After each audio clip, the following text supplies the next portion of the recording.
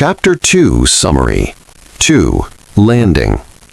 Oran is located 230 nautical miles southeast of Gibraltar, founded in the 10th century by Moorish merchants.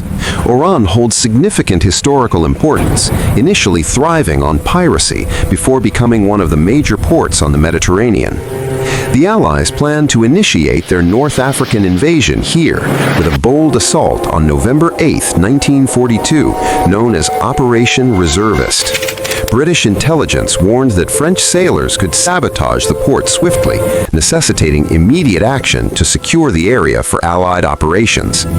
British Captain Frederick Thornton Peters was tasked to lead the reservist operation, which focused on a frontal assault using 2 Coast Guard cutters modified for the attack. Despite concerns about the risks of such a direct attack on a fortified position, Eisenhower approved the operation in pursuit of Allied unity.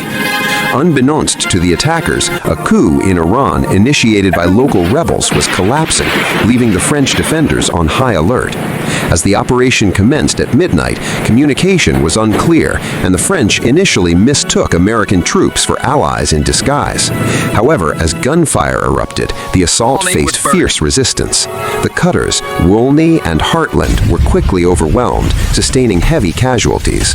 Peters and his men struggled for survival, leading to the destruction of the Wolney and Heartland, with significant loss of life among the soldiers on board. Meanwhile, troops encircling Oran prepared for their assault.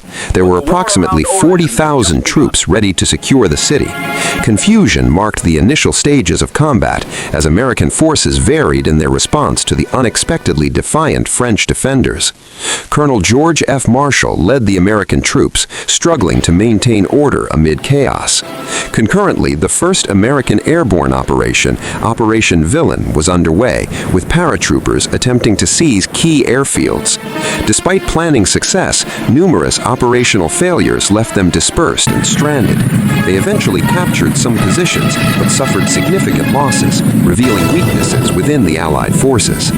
Throughout the day, the situation around Oran developed into a complex mix of combat and uneasy negotiations with French officers. A naval operation against Casablanca began, but logistical challenges and resistance persisted as the Allies aimed to secure their foothold in North Africa. As chaos unfolded, uncertainty surrounded the American command and their ability to maintain control.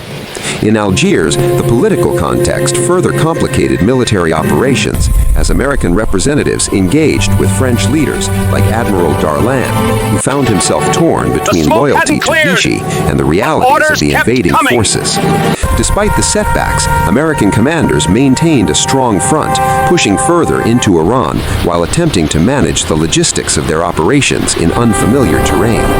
The day's events illustrated the chaotic nature of warfare and the unpredictability that often accompanies military operations, particularly in the context of the North African campaign.